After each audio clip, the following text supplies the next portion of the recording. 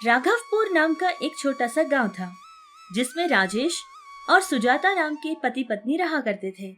उनका इकलौता बेटा था, जिसका नाम सूरज था। सूरज बचपन से पढ़ाई में बहुत ही आगे रहता था। सूरज हर जगह आगे रहता था, जिससे उसकी ये प्रतिभा देखकर एक अच्छी सी प्राइवेट की कंपनी में उसको बहुत अच्छी जॉब भी मिल जाती है। वो वहीं रहकर बढ़ता है और वहीं की चीजों की आदत भी उसको हो जाती है। और थोड़ा बहुत सूरज मॉडर्न भी रहा करता था। उसके माता पिता सोचते थे कि अब बेटा काम भी करने लगा है, शादी कर देंगे। जो रिश्ता भी उसके माता पिता सूरज के लिए ढूंढते थे, वो सूरज को बिल्कुल पसंद नहीं आता था।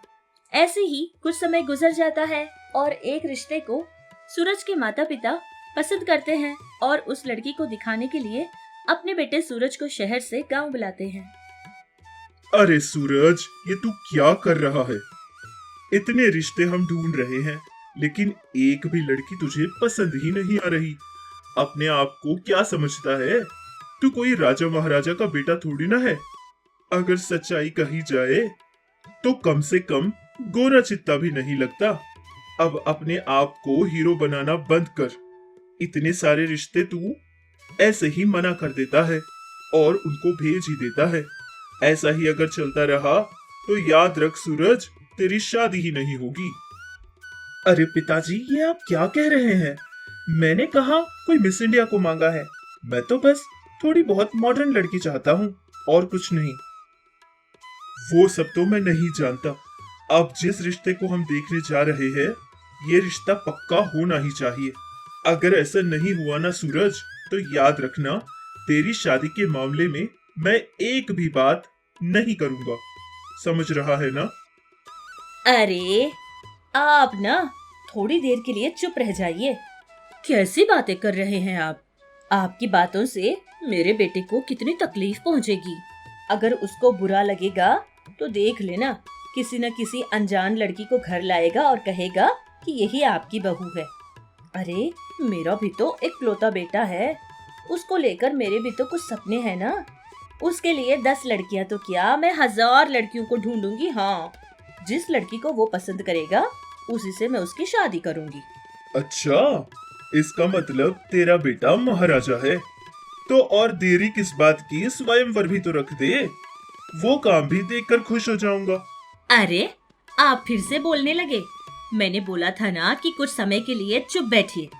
देख बेटा, तू तेरे पिता की बातें ना ज्यादा दिल से मत लगाना। चल बेटा चल, हम ना एक बार उस लड़की को देख ही लेते हैं। पहले तो सूरज जैसे ही उस लड़की की तस्वीर देखता है, तभी उसको वो लड़की पसंद नहीं आती है। लेकिन ये बात फोन में तो कहना चाहता था। अगर यही बात फोन में ही कर देगा तो उसके माता पिता उस पर गुस्सा करेंगे। इस डर से सिर्फ ये बात कहने के लिए वो गांव तो पहुंचता है। लेकिन गांव पहुंचने के बाद माता पिता का ये व्यवहार देखकर और फिर परिवार वालों के साथ मिलकर कार में बैठता है और लड़की को देखने के लिए सारे लोग मिलकर जाने के लिए तैयार होते हैं। और फिर रास्ते में ये सब सोच रहा होता है कि किसी भी तरह मैं इस रिश्ते से इनकार कर दूंगा। माता पिता को ये बोलूंगा कि वो लड़की तो बहुत ओल्ड फैशन की लगती है और मुझे ऐसी लड़कियां बिल्कुल अच्छी नहीं लगती। ये बात कार में ही बोलने की सूरज पूरी कोशिश तो करता है, लेकिन उसका पिता राजेश उसका मुंह खोलने का मौका ही नहीं देता। चुपचाप बैठ जाता है और लड़की का घर भी आ जाता है। घर पहुंचने के बाद उस लड़की के माता पिता, जिनका नाम कुमार और वेनी था, वो दोनों ही उनका स्वागत करते हैं और उनको बैठाते हैं। उन लोगों से बातें करने की कुछ ही समय बाद लड़की को भी लाते हैं और उसको उनके आगे बैठाते हैं। ए जी, सुनो तो, ये लड़की जो तस्वीर में थी वही है क्या? तस्वीर में तो कितनी अच्छी लग रही थी, साड़ी पहनी हुई। मैंने सोचा था कि ये ऐसे ही कोई कपड़े पहनेगी। ये कैसे कैसे छोटे छोटे कपड़े पहनकर बैठी है। अरे ये लड़की तो मुझे कतई पसंद नहीं आई। ये बात आप कहेंगे या फिर मैं ही कह दूं? इस तरह सुजाता की बात पूरी होने से पहले ही तब तक अपनी गर्दन उठाकर भी नहीं देखने वाला सूरज एक ही बार में झटके से अपना सर ऊपर उठाता है और जोर से कहता है कि लड़की मुझे बहुत पसंद आ गई। अचानक से अपने बेटे के मुंह से ये बात सुनकर सुजाता का मुंह तो खुला का खुला ही रह जाता है। देखिए, मेरी बेटी थोड़ा मॉडर्न रहना पसंद करती है और ये बात बहुत सारे लोगों को गलत भी लगती होगी। बहुत सारे लोग तो ये भी कहते हैं कि साड़ी पहनना चाहिए था, तभी तो थोड़ी संस्कारी लगेगी ये लड़की। मेरी बेटी का ये मॉडर्नपन उनको पसंद नहीं आता था और मेरी बेटी से शादी करना उनको पसंद नहीं रहता था। अब देखिए, मैंने मेरी बेटी को समझाया तो था कि आकर देखने वाले लोग साड़ी पहनना पसंद करते हैं, तो मेरी बेटी कहती है कि नो मम्मी, मुझे ऐसा मॉडर्न रहना ही पसंद आता है और मैं इन्हीं कपड़ों में अपने आप को थोड़ा आराम में महसूस करती हूँ। अब ये भी कहती है कि जो मुझे देखने के लिए आएगा, जैसी मैं हूँ, अगर वैसा ही मुझे पसंद करेगा, तभी तो हम दोनों एक दूसरे को समझेंगे और मैं वैसे ही लड़के से शादी करूंगी। मेरी बेटी तो यही कहती है। हाँ, इसने बिल्कुल ठीक कहा। अरे मेरी बेटी के बारे में क्या कहना, वो तो सोना है सोना। लेकिन ये बात भी सही है, मेरी बेटी को थोड़ा मॉडर्न रहना अच्छा लगता है। मेरी बेटी का कहना है कि जैसा हमारा व्यक्तित्व है, हमें वैसे ही रहना चाहिए। किसी और के लिए या किसी को खुश करने के लिए अपने व्यक्तित्व को बदलने की कोई जरूरत नहीं है।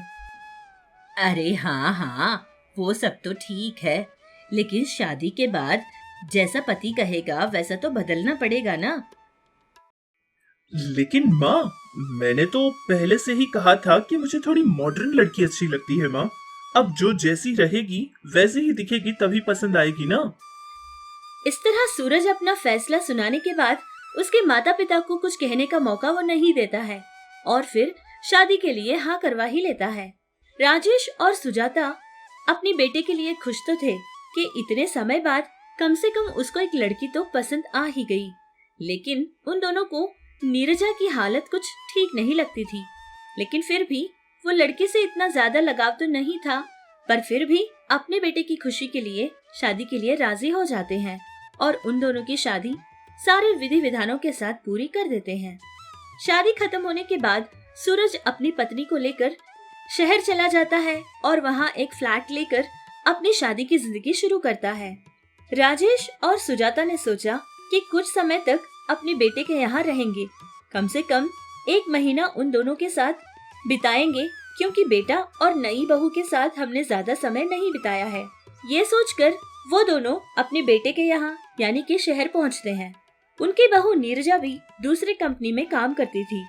जब शाम होती थी, दोनों ही घर वापस बहुत ही थकी हुए हालत में आते थे।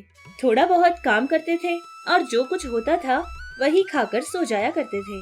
उनकी रोजाना की जिंदगी का यही मामूल था। अगर खाली समय मिलता तो किसी फिल्म देखने चले जाते या फिर उनके बहू के पास वक्त होता तो किसी न किसी ब्यूटी पार्लर जाती थी और हर बार अपने बालों का एक नया रंग बनवा कर आती थी।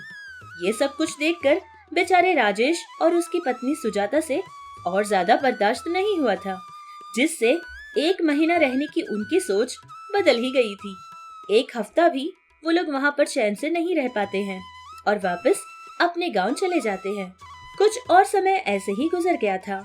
अब कुछ समय बाद मकर संक्रांति का त्योहार आने ही वाला था।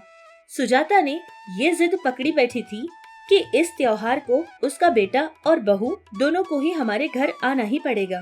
बेटे से हमेशा यही कहती रहती थी, जिससे बेटा अपनी माँ को काट नहीं सकता था।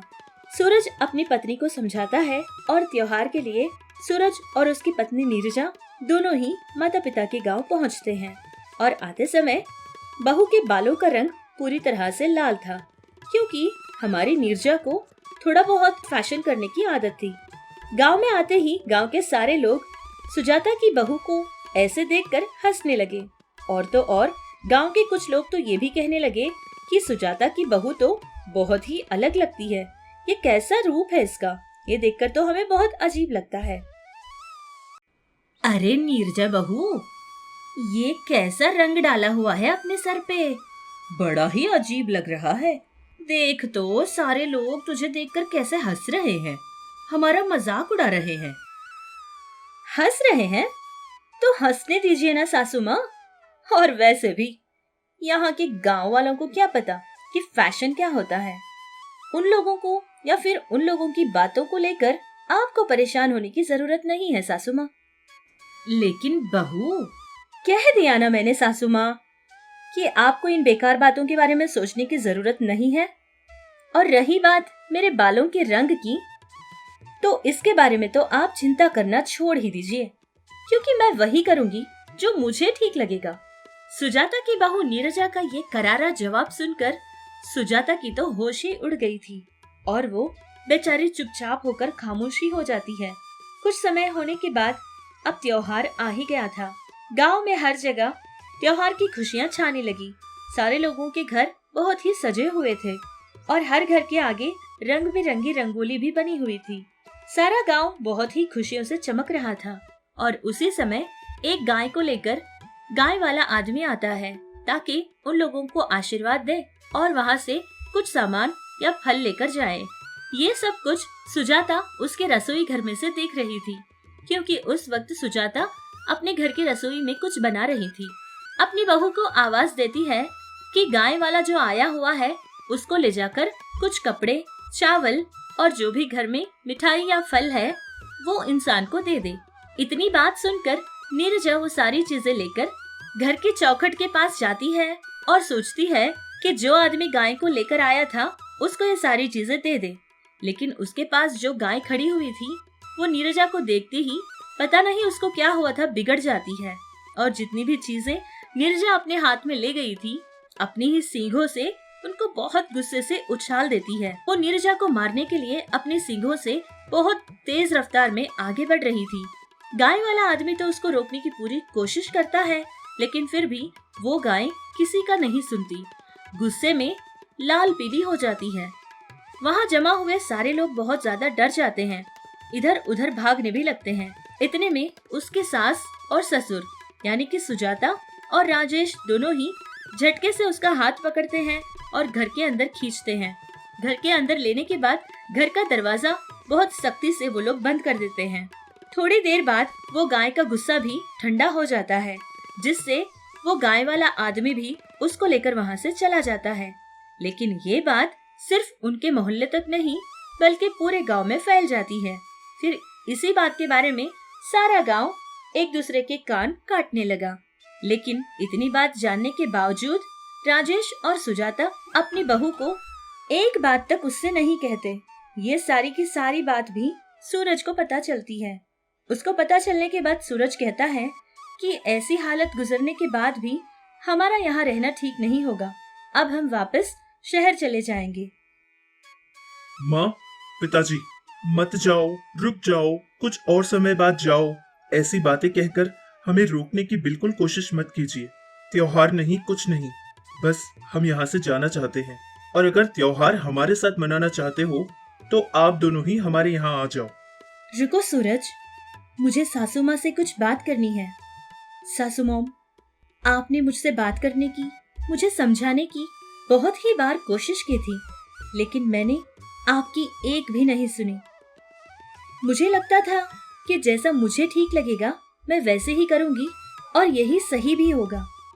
लेकिन नहीं सासू मॉम, कुछ ऐसे हालात भी आते हैं जबकि हमें पसंद करने वाले या फिर हमारे साथ रहने वालों के लिए उनका भी सुनना बहुत जरूरी होगा। और आज मुझे मेरी गलती का एहसास हो गया है सासू माँ। किसके सामने कैसा रहना है और किसके साथ कैसी बात करना है, ये आज मुझे पता चला। कहते हैं ना, When in Rome, be a Roman। अगर हमारे देश के लोग किसी भी फॉरेन कंट्री में चले जाते हैं तो जैसा माहौल वहाँ का होता है हम वैसे ही अपने आप को बदलने की पूरी कोशिश करते हैं। लेकिन जब हमारे आसपास हमारे शहरों में हमें बदलने की कोई जरूरत होती है तो हम उनके दरमियान अपने आप को एडजस्ट ही करना पसंद नहीं करते। लेकिन माफ कर दीजिए सासू मॉम, आज जाकर मुझे पता चला कि हमारे अंदर कैसी संस्कृति चल रही है। ये संस्कार मैं छोड़ने की पूरी कोशिश करूंगी और अपनों के लिए बदलने में क्या खुशी है ये मुझे आज पता चला। मैं वैसे ही अपने आप को बदलने की कोशिश करूंगी जैसा कि आप लोगों को पसंद हो। इस तरह नीरजा की ये बात सुनकर उसकी सास यानी कि सुजाता बहुत ज्यादा खुश होती है। सूरज से कहती है कि बेटा, सारा का सारा लगेज और जो कुछ भी बहू लेकर आई थी वो सब अंदर रख दो। फिर त्योहार के दिन नीरजा बहुत खुशी खुशी तैयार होती है और जो कपड़े उसकी सास ने उसके लिए खरीदे थे वही कपड़े पहन लेती है। अच्छे से साड़ी पहनती है और अपनी लंबी चोटी बना लेती है। उसके बालों का जो रंग था वो भी बदल देती है। अब उसके बाल पूरी तरह काले और घने लग रहे थे। इतना ही नहीं बल्कि बालों में गजरा भी लगाती है। सास और ससुर के पास आकर आशीर्वाद भी लेती है। इस तरह उनकी ये मकर संक्रांति का त्योहार बहुत ही खुशियों से और बड़ों के आशीर्वाद से गुजर गया था।